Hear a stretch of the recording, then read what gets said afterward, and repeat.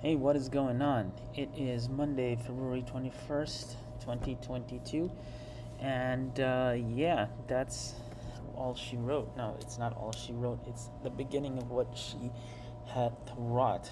Okay, so I'm gonna stop making jokes like that. The the topic of today is something that we've worked towards for a while, but um, we need to start to break down. And again, if you've gone through, I keep bringing this up in every video that I've done recently because it's all essentially a review of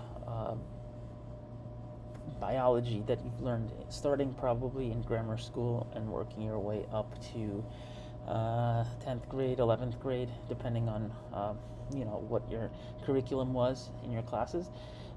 Either way, it's still important because it sets the stage for everything that we're gonna get into when it comes down to the actual building blocks and sustenance of life and cellular longevity.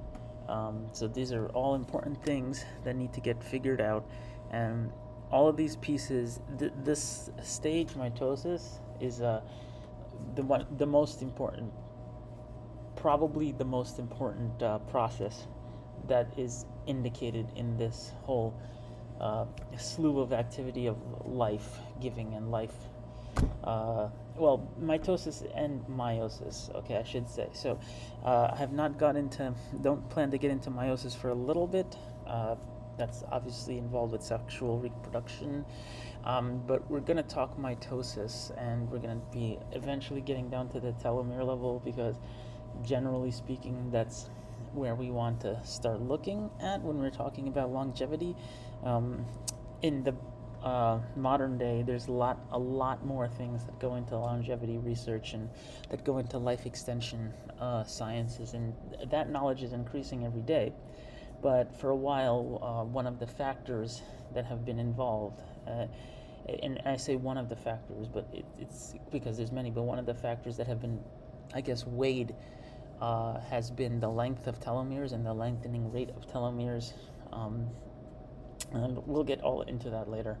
I might not even get into that right away, but I'll probably need a whole separate video, series of videos just to talk about telomeres themselves. But that requires us building this foundational knowledge of mitosis and how that works. So let's start, right? So we talked last time about the long phase of cell life cycle called interphase. I didn't get too much into the G2 phase. I talked about the G1 phase and the S phase, right? The gap phase and gap 1 phase and the synthesis phase. And in each of those phases, respectively, different things happen within the cells. In the growth phase, gap 1 phase, you had organelles, the number of organelles increasing. You had cellular components increasing and things like that. And then in the synthesis phase, that's where you had more DNA getting synthesized within the nucleus in preparation for creation of additional chromosomes, so that when the cell splits, then it will have identical copies of the chromosomes in each cell. So the gap phase, remember the gap 1 phase is the phase that the cell spends most of its life in, and it can go from a few hours to a few years depending on the type of cells. And I don't know what the variance in each category of cells is, but that's a good question I just thought of myself right now. And then in S phase and then into G1 phase, those phases technically take considerably shorter, of a shorter period of time maximum, a maximum shorter period of time, but all those together form a large phase called interphase. And basically it's called interphase because it's the phase between cell divisions, right? The phase of cell division is called mitosis. So you have interphase and then you have mitosis. And as you all know, mitosis is broken down into several very well-known subphases, and these subphases have very distinct boundaries which kind of separate what happens, which are separated by what happens in each of those phases. So you have interphase, right? And interphase is the first. The interphase is the overall process before mitosis. As I said, you have prophase, which is the first phase of mitosis, and that's when you get the whole pairing of chromosomes happening. So in the nucleus, right, you have you have the chromosomes actually coming together and condensing, right? Because normally you have loose DNA just kind of floating around, right, in your cell, right? That's what happens during interphase. And remember, I said during the synthesis phase, this DNA doubles up. Then in prophase is when you actually start to see chromosome pairs. So if you ever look like a microscope slide, like an electron micrograph, or like fluorescent microscope slide, or animation of a cell dividing, you'll see that in prophase, this is what's happening here. You see these chromosomes, and then you see the appearance of these spindly structures here called centromeres. Okay, those are important because centromeres are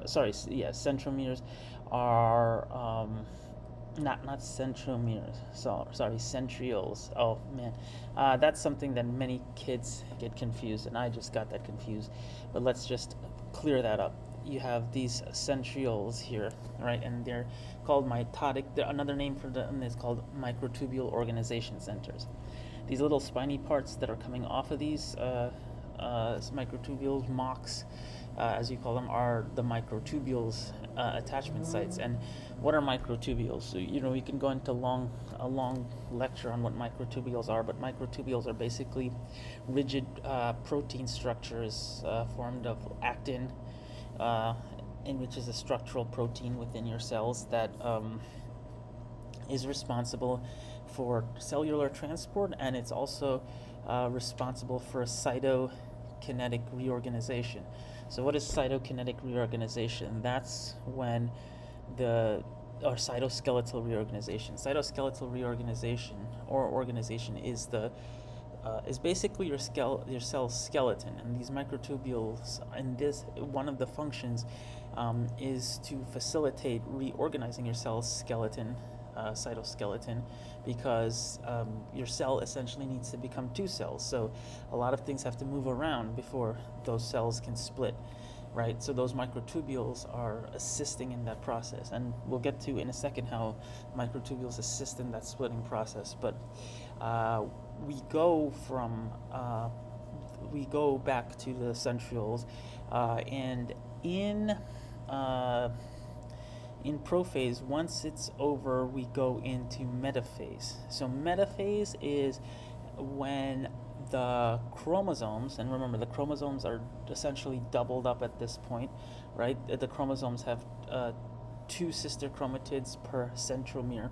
So just chromosome structure, the central part is a centromere. These external legs are called sister chromatids. And those are doubled up together, and you have a total in the cell at this point 92 chromosomes, right? Because you have 46 chromosomes, but you will have 92 essentially. You have two pairs of each, right? Because you have a pair that's intended to go to each daughter cell, right? That's the whole idea. So these doubled up chromosomes line up along the center of the cell, and when they line up on a line called the metaphase plate. Okay, so that's this very central line in the cell. All right, and they line up and they are lined up. Okay, there are mechanisms which cause them to fall into line, so to speak, and so at this point the microtubules are doing this because the microtubules are created and are attached to these chromosomes, and then finally attached to these centrioles at the ends of the chromosomes. These centrioles, or these microtubule organization centers, are called polars, or cellular poles, right? Because they're at the poles of the cell. These microtubules that form are also called polar microtubules. You have also microtubules which attach to each end of the cell here. These microtubules are more for anchoring the cell so that it can sort of heave the chromosomes apart through physical manipulation. Okay, so that's basically what's happening here. So I did skip over a part about the dissolution of the nuclear envelope, but I'll get to that in a second. As you see in this interphase, there's a nucleus, right, that has a distinct boundary. That nucleus, in order to facilitate division of the cell, the nucleus itself is dissolved, okay? And nuclear dissolution occurs because the cell nucleus has a number of proteins, lamins, histone proteins, and other kinds of proteins, which get phosphorylated by something called CAMPs, cyclic AMP, right?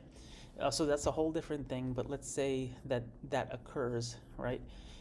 CAMPs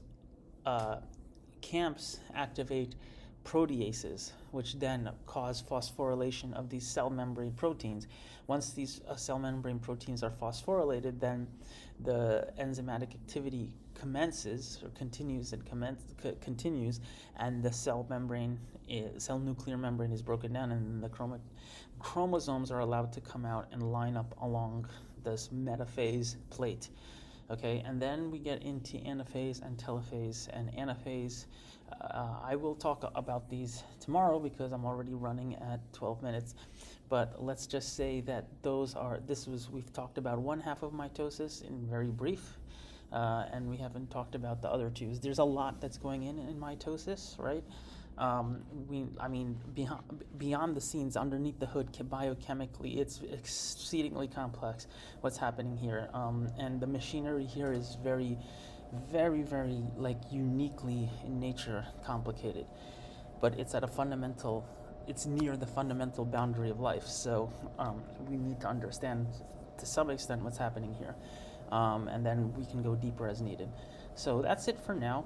I just wanted to share this video with you.